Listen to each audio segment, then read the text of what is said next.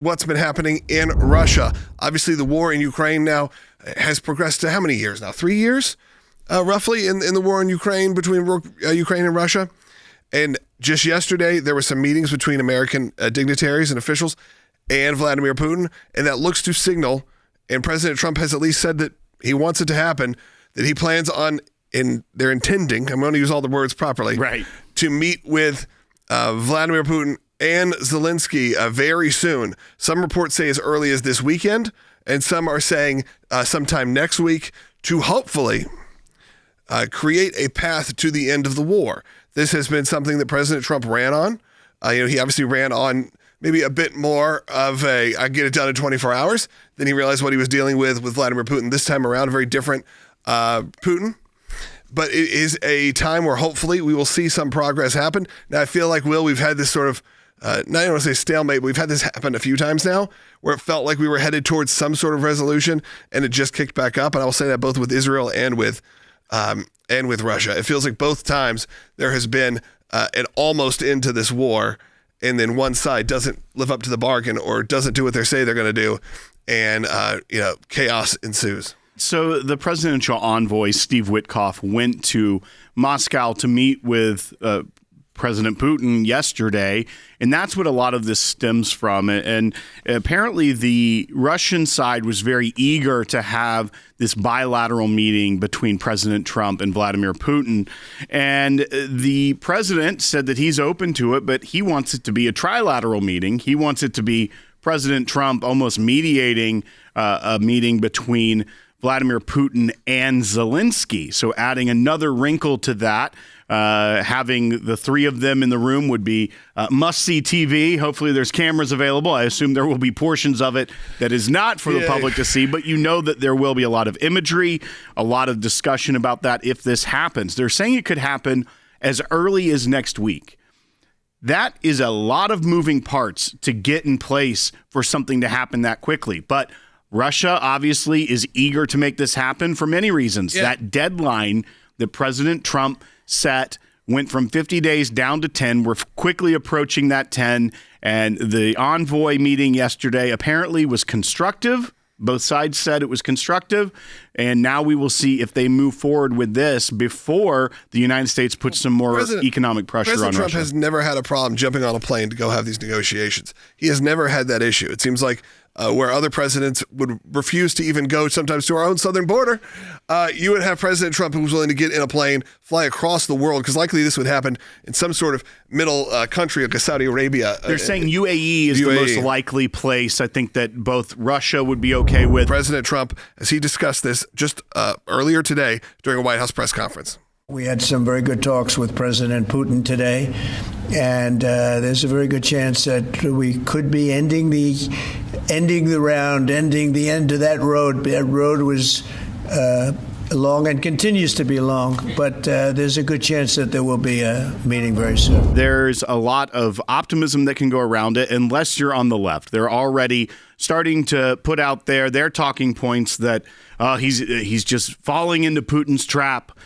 He's going to use his KGB tactics on President Trump, and he's just stringing him along. You do have to be careful. Well, 100%, but that's why there is a intelligence apparatus around him. That's why these are two world leaders going to meet. And as we talked about even yesterday with Rick Grinnell, talking is not a bad thing. That is what the president before, President Biden, never picked up a phone to talk to Vladimir Putin and try to see a way out of it. The only answer was to endlessly send more money and more weapons to Ukraine to ensure that the war continued. This is a different tactic. This is talking with people. And it's not President Trump just saying, okay, fine, I'll go talk with you. He's saying, you want to have a talk? Let's bring Zelensky in. These are negotiations. That is what he does best. That's what we have seen. That's why many people supported him, is because of his negotiation skills and being able to get the people in the room that can make the decisions about ending the war. That is something that we have not seen. This happened in February of 2022, while Joe Biden and his national security team had plenty of time to prepare for something like this. We were even talking about it the entire time leading up. Like, it seems like Russia's probably going to invade Ukraine. And they did. And it was interview clips, I remember, of Joe Biden saying, don't. Things like that. That was the strongest he could do.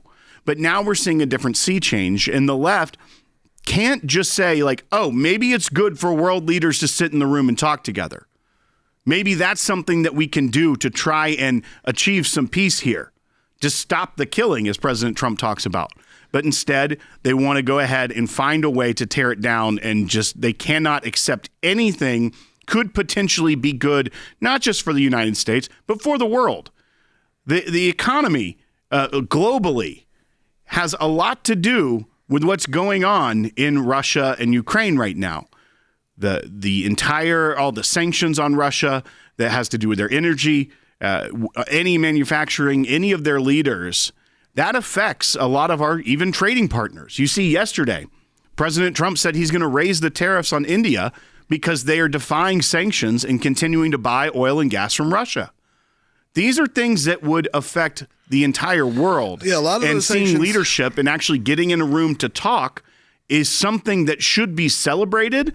Even if you go into it cautiously and cynically, even maybe that, nothing will change, you still have to say this is a good thing that world leaders are willing to sit down and talk, and potentially even the president of Ukraine. This sort of liberal media skew that if they disagree with you, you are somehow an idiot. And they say that about Vladimir Putin all the time. They really throw off the intelligence behind that operation. If you were able to take over that big of a country, I'm not saying you're a good guy, but it doesn't mean you're not a smart guy and you don't know how to work a meeting. You don't know how to work a crowd even. Okay, you probably go to Russia. There's a lot of people who support Vladimir Putin. Okay, it's not exactly how the media portrays it. So you got to remember that when you go into these meetings, that this is a very different situation. This is a very different war, and Russia is a very different place. Those meetings could happen with President Trump, and we're talking about in person with President Trump, potentially, I think you said the UAE, or potentially in a country that is sort of a middle ground. Right. And those meetings hopefully are productive. That could happen as early as this weekend, and they're saying just as late as next week. So, sure, do you go in, doe-eyed and act like this is going to be the end of this war? I don't think so. But you can at least go in with a little bit of hope that both sides and the United States are able to structure some kind of deal.